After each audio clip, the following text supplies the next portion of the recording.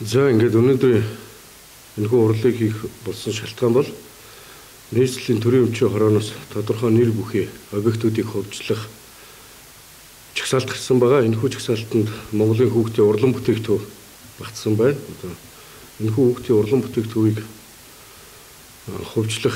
хөгжлөхийг Монгол консервативын намын зүгээс эсэргүүцэж энэхүү урлыг зарласан байгаа.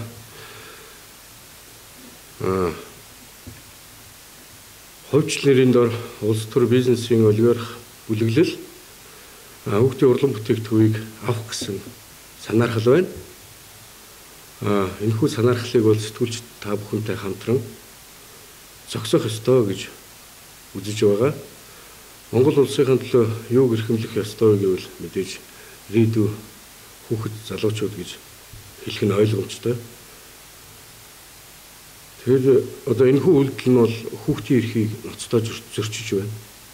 Цаашлаад Монголын хүүхэд багчуудын хөгжих, төлөвшөх энэ үүд хаалгыг хаасан юм шийдвэр байна гэж үзэж байгаа. Ингээд энэхүү урлан бүтээгдэхүүнд бол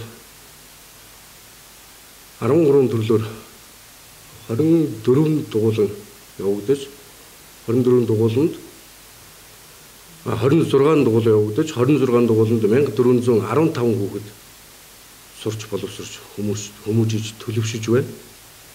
Ингээд энэхүү хүүхдийн урлан бүтээгдэхүүнийг хувьчлаад үүд хаалгыг хаачих вэ? Энэ одоо 1415 хүүхэд хайчих вэ?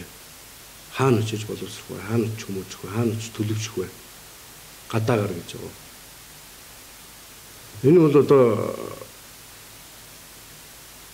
1415 хүүхэд гэдэг бол бага тоо биш. Ер нь бол одоо иймэрхүү үйл ажиллагаа явуулдаг байгууллага гэвэл одоо Монголд бол одоо хүүхдийн ордон, хүүхдийн урлан бүтээгдэхүүн гэдэг хоёрхан байгууллага байна. Энийн нэг нь одоо хувьчлаад зарчих юм бол Монголын хүүхэд багчууд хаана очиж хөгжих вэ? Хаана очиж авьяасаа хөгжүүлэх вэ гэдэг асуулт гарч байна. Ер нь бол одоо төр захиргааны бодлого шийдвэр гаргах албан тушаалтай нөхдүүд бол одоо иймэрхүү чиглэлийн үйл ажиллагаа явуулдаг байгууллагын өшөө тоог нэмэх ёстой.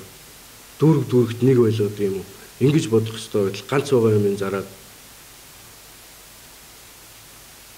энэ одоо хүүхдийн эрхийг зөрчиж байгаа энэ явдлаа зогсоо гэж одоо хэлэх байна. Одоо цаашлаад энэ хүүхдийн урлан бүтээгдэхүүнд 49 багш ажилчид ажиллаж байна. 49 багш ажилчдын амьдрал яах вэ? Цаана 49 айл өрхийн амьдрал явж байгаа дах вэ?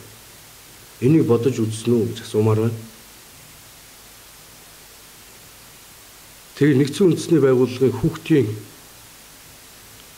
эрхийн конвенцэд хүүхэд бүх талын мэдлэг боловсролыг үн төлбөргүй эдлэх хэрэгтэй гэж заажсан. Энэ заалтыг зөрчиж байна.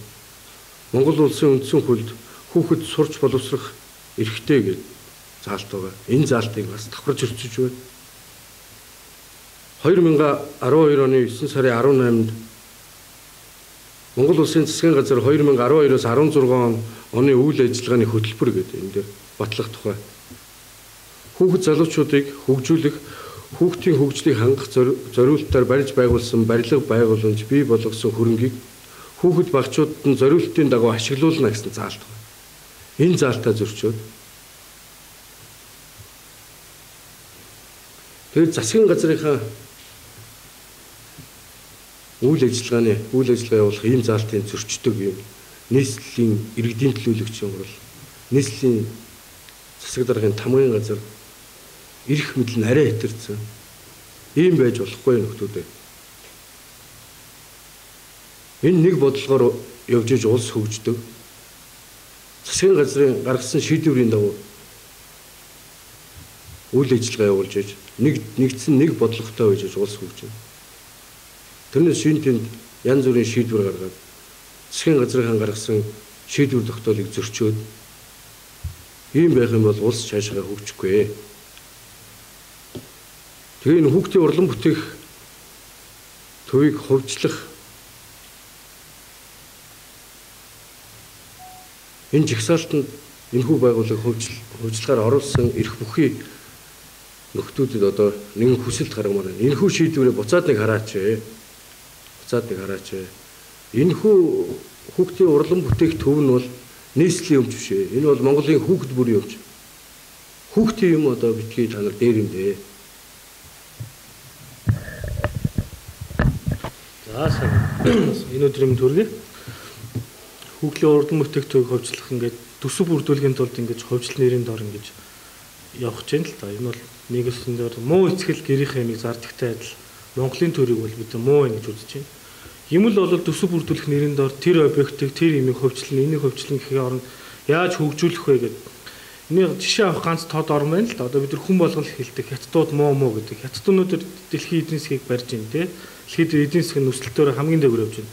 Тэдний хөгжсөн нууц юу вэ гэвэл төрийн өмчтийн хүүхдийн болон энэ соён гэрүүлэхийн өмнөдийг төрийн өмчтөг хувийн хвшлийг зэрэгцүүлж гарч ирсэн.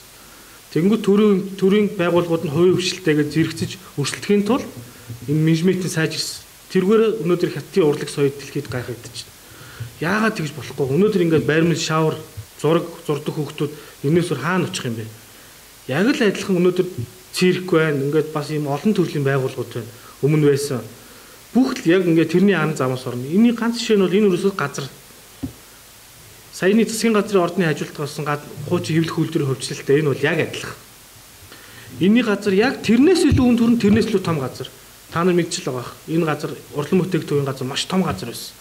Өнөөдөр хурд гэж компани, Усын хурлын гишүүн Чойли зүрингийн хэлдэг хурд групп гэх компани ардаас нь байшин бариад өнөөдөр хумсын чиний газартай болцсон. Одоо энэ нь хөвчлөөд дахиад энэ чинь байшин барих зуршд буудал баригдсан шүү дээ. Монголын хүүхдүүд хаана хөгж боловсрох юм. Хэрвээ энэ шийдвэрийг харахгүй бол нийслэлийн засаг дарга Батүл, хурлын дарга Батлага, өмч харилцааны газрын удирдлага халамжлалтай Монгол конституцийн нам хариуцлагатай тэмцэх аль бие усаар мэдэгдээ. Хэрвээ энэ шийдвэрийг эргэж харахгүй бол засаг даргыг огцрох шийдвэрийг нийслэлийн 9 дүүргийн хэмжээнд бид нэр санал асуулга явуулж ард түмний санал асуулгыг явуулнаа гэдгийг бас хариуцлагатай мэдчихэ. За баярлалаа.